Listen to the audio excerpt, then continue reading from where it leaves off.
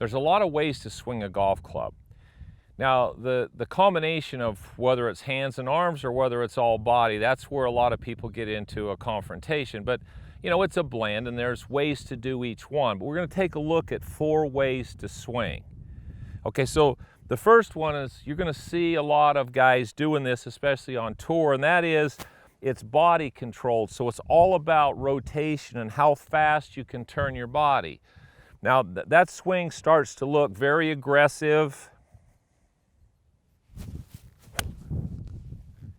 So they're trying to rotate their body really hard. Now what happens when they do that is the club, or the momentum of the club, gets way behind them, and what they're trying to do is turn as hard as they can with the body and then square the club face up with how fast they can rotate their hips, shoulders, and body through the ball. It's one way to do it, but you're kind of fighting momentum. You're also putting a lot of pressure and stress on your lower lumbar spine or your lower back. Probably not the best way to do it for a lot of older people or people who are restricted.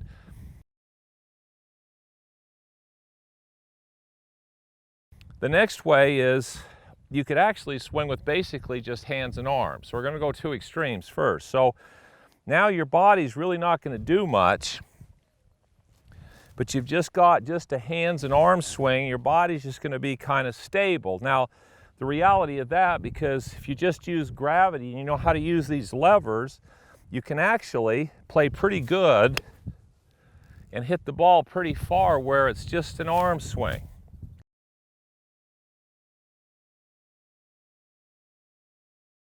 Then you start to get into, okay, all the separation things. So now we're talking about create X factor, restrict your backswing, fire your hips, hold your shoulders back as long as you can, and that's going to accelerate the club through the ball.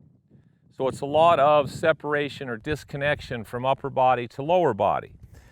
The lag comes into play there, so they're trying to do that to create a lot of lag. That starts looking like something where all of a sudden lower bodies take off, this is held in here, and then there's almost a throwing action through the ball. Okay, that's another way to play. Club gets behind you, hard to square the face, but you can create some pretty good speed with that. Now, some of these players have figured out how to utilize the momentum of the club, and they're understanding how their body offsets the momentum of the club. So what this starts to look like, looks very effortless, creates a lot of speed and force, because now your focus is on, you're going to swing the club up, your body's stable. Yes, you're going to use your body very actively, but it's not to turn or rotate. You're also going to take the weight of this club head and you're using the momentum and you're directing momentum, and then as you direct momentum, then you make the momentum go faster, which makes the club face more stable. And that starts to look a little bit more like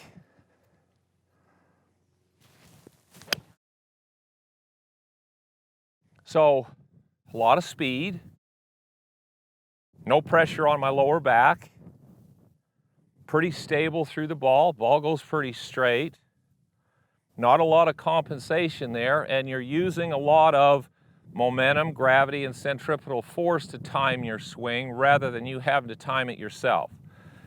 So if you're going to take players, so we can go players years ago and players right now. So let's just take Trevino's swing, for instance. He stood very open. He took the club back a little outside Bodie's left wrist, and then he turned really hard into the ball, and when he let the club go, the face didn't turn down. So he was open, out to under, turned through it really hard with his body.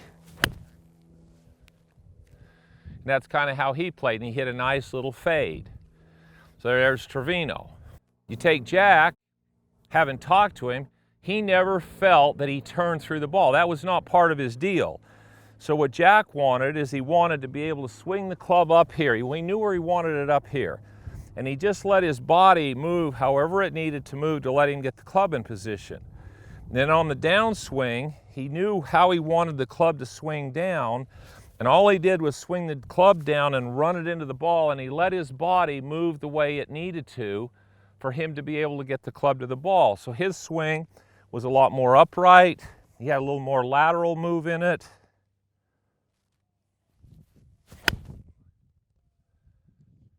So Jack had a lot more of that, so it was a lot more of an arm swing. So now if you want to talk about using more of the momentum of the club, you're looking at a Justin Rose or an Adam Scott. So those guys, they set up very simple swings. Their arms swing on one arc, the club head swings on another. They're very good at directing the momentum and just going along. So they don't look like they swing very hard. But when you watch them, there's a lot of balance, a nice flow to it, because they're using momentum to stabilize themselves, and they know how to offset those forces so the balance shows up. Now, like I say, there's a lot of ways to swing a golf club. I've tried them all. If I was going to pick one, I'd want to figure out the last one because it takes the least amount of practice and effort. That's not to say you can't play with multiple different swings. You can. But let's take a look at all of them. You can try every one of them and see which one works the best for you.